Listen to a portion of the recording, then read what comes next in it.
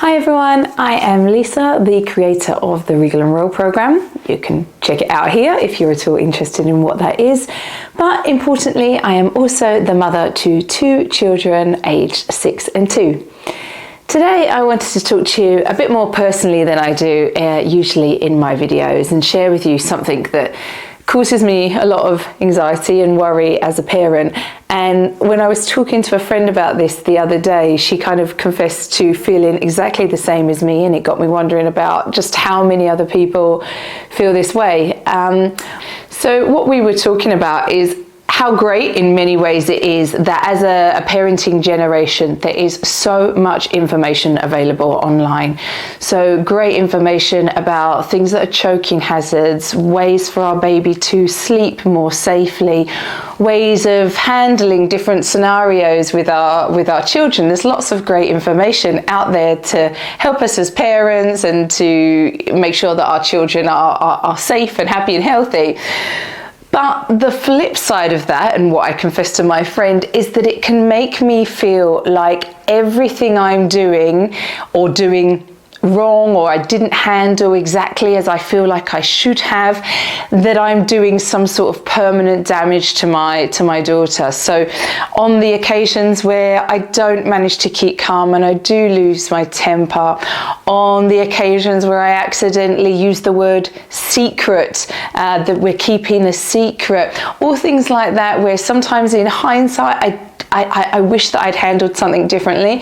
It can be really, really hard to not feel like I've caused some sort of permanent damage to my children.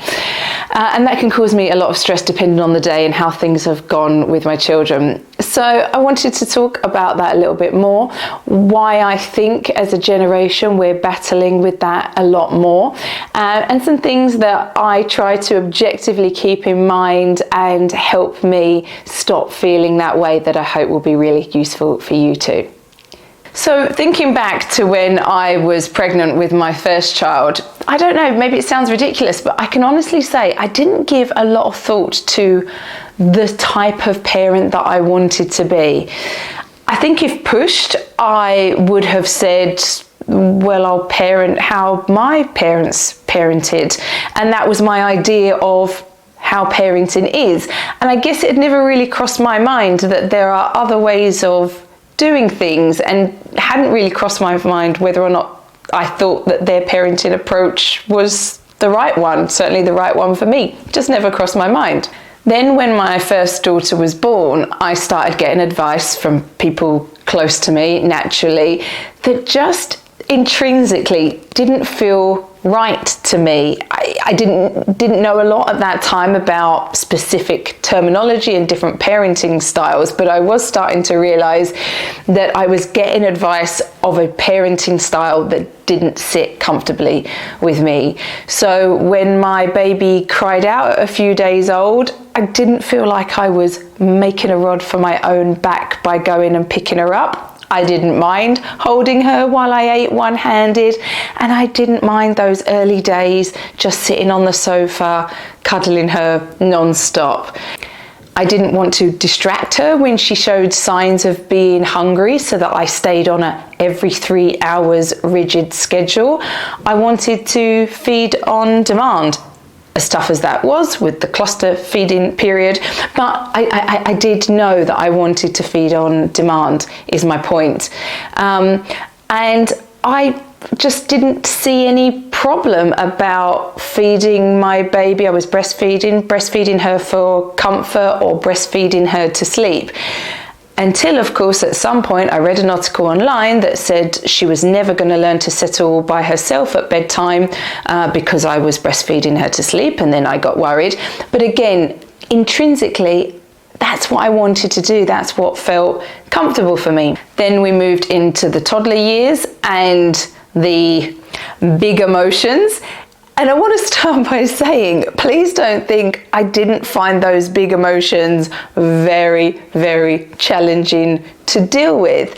But I didn't see them as the tantrums of a bad girl who hadn't learned how to behave. I saw them as meltdowns, big feelings of a little person who didn't know how to communicate them, didn't know what to do with them. Instead of the timeout step, the naughty step, or the silent treatment, as I might possibly have grown up with, I wanted to be there for her and try and understand those feelings and support her and work with her on those feelings. And so there I was with these feelings of this advice I'm receiving it just isn't sitting right with me. And so I started reading and learning and studying and reading different books, and not just on the parenting styles that I was feeling naturally drawn to, gentle parenting and secure attachment, in case you're at all interested. And so I do naturally lean towards helicopter parenting, which I do try to keep in check.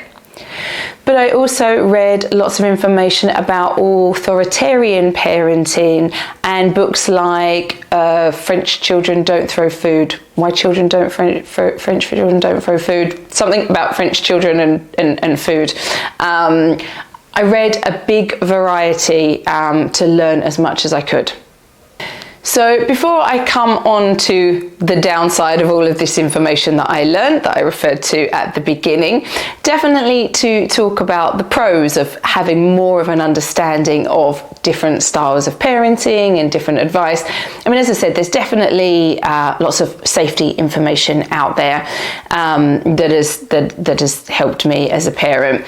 But aside from that, knowing my parenting style has helped me find my tribe, right? The people that think the same as me, which is a great feeling and a great comfort.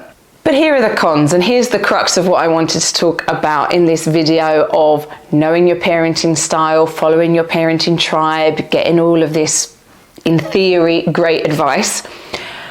In some ways, ignorance can be bliss.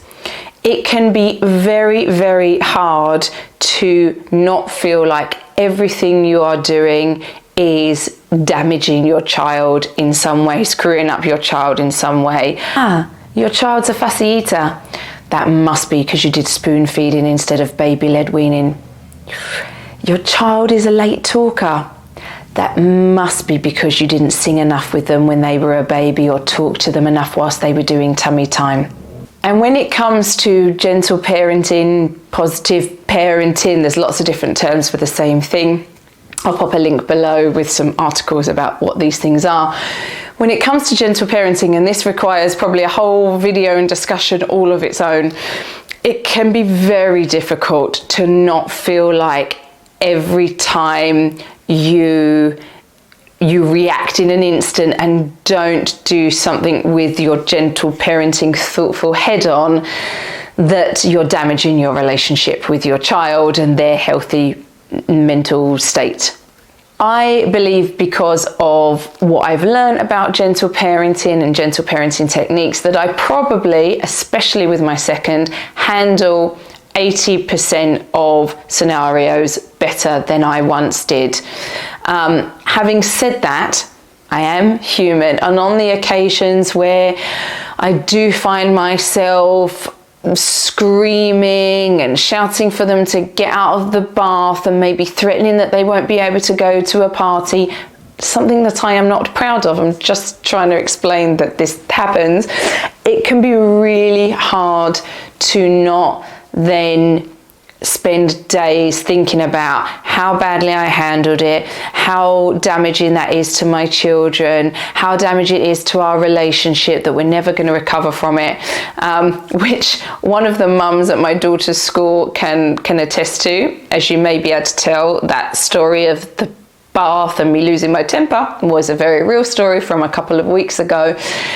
And by the end of the night, I was in tears, my children were in tears, which again is a whole nother conversation, because it meant that actually everything took far longer than it would have done had I just kept my calm, but hindsight is a wonderful thing, right? And so the next day, one of the mothers, who I don't really know all that well, asked me the just polite conversation of how are you? And got quite the tearful response from me about how worried I was about the damage I'd done to my children the night before. I also want to talk about how negative clickbait is the absolute devil.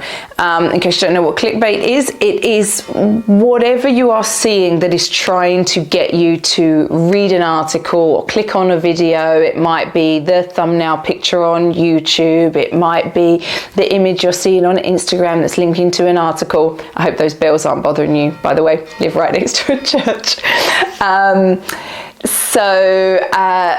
Yeah, it's what's designed to get you to click. Now here's the problem. Lots of channels or accounts will use negative messaging to get you to click, to feed into your fear. Here's what you're doing wrong as a parent. Top 5 mistakes you're making as a parent. And some examples that I found when I was researching this video.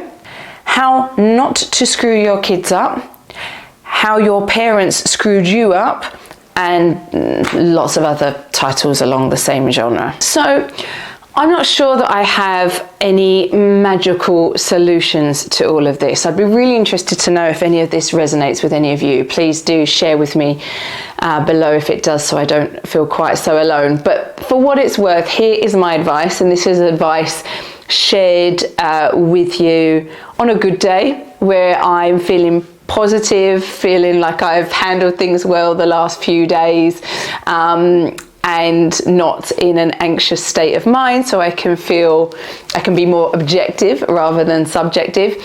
So my first bit of advice is to try to take the lesson and enjoy it without the side of guilt. As I said, I know that is completely easier said than done, but again, objectively, I truly believe that a parent who is spending a lot of time researching being a parent, reading about being a parent, analysing whether or not they're a good parent, are probably a very good parent.